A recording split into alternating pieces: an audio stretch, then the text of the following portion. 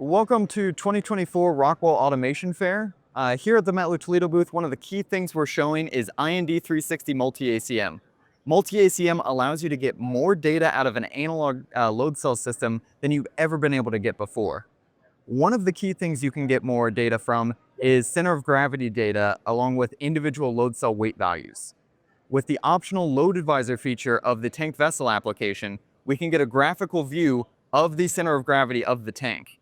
So we can see as I push on an individual load cell on this tank, we can see what happens inside that load advisor screen. We can see that center of gravity starts to shift out to the side. Of course, we want to get that same center of gravity information of individual load cell weight values into our automation system. We can look in our Rockwell HMI, which is getting data from a Compact Logix PLC. We can see channel weight number 3 is very much overloaded compared to 2 and 4. Another key feature of multi-ACM is load cell error detection. So it's common for a load cell cable to be run over or damaged in such a way that it's no longer properly communicating the weight value.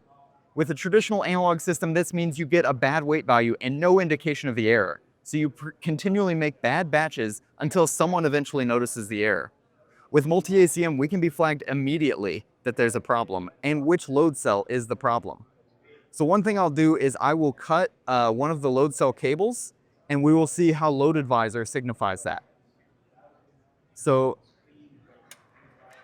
as I flip the switch here, we can start to see that weight value start to trend towards load cell number 4. And after a few seconds, we'll notice that there's an error. So there you can see IND360 has let us know immediately after just a few seconds of that load cell cable being cut, we are no longer getting data from that load cell and we should stop immediately until we can get that load cell replaced. This is a huge advantage compared to a traditional analog system while still being able to use those same traditional analog load cells. This is great for brownfield retrofits in the field to use a new indicator, the same way modules, and get more data from your existing system.